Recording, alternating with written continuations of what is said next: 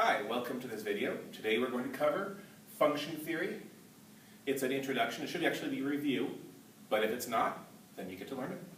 We're going to talk about the notation, how to graph a function, and a little bit on how to find roots.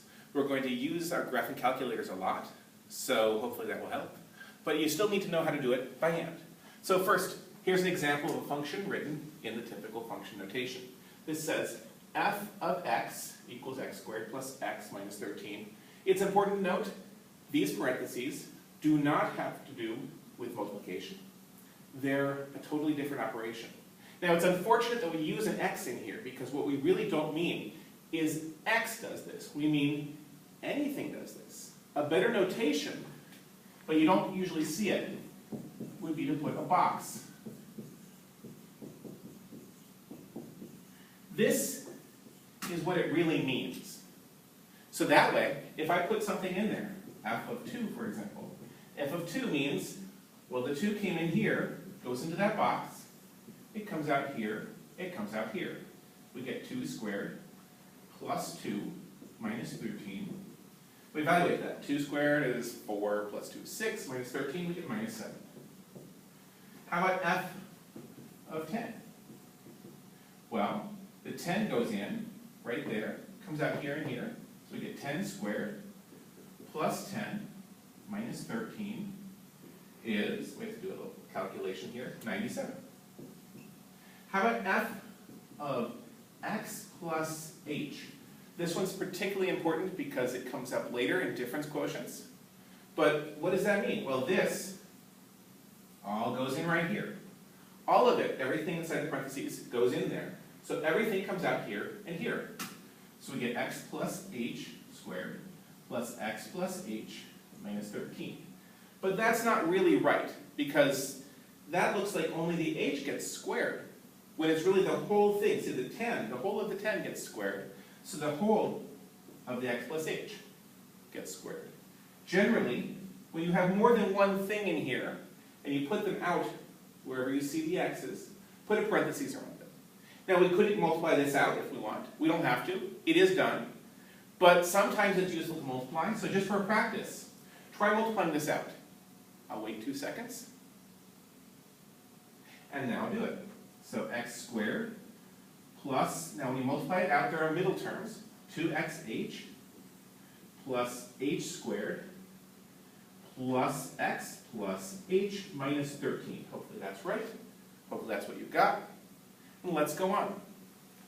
Let's graph. To graph this, the outputs are the y, the inputs are the x's. There are several ways you could do this. You could do it by a table. Let the x's be the inputs, the y's are the outputs. So let's try some values. If I plug 0 in, if I plug 1 in, I get different values. And I can start to plot. But a better way to do this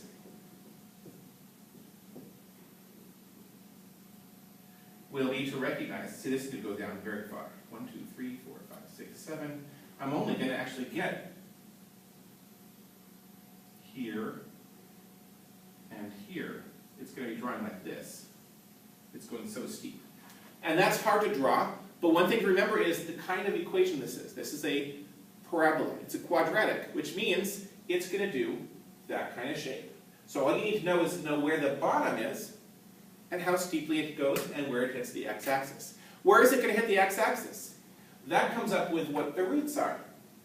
The x-axis is when y is 0. So we need to solve this.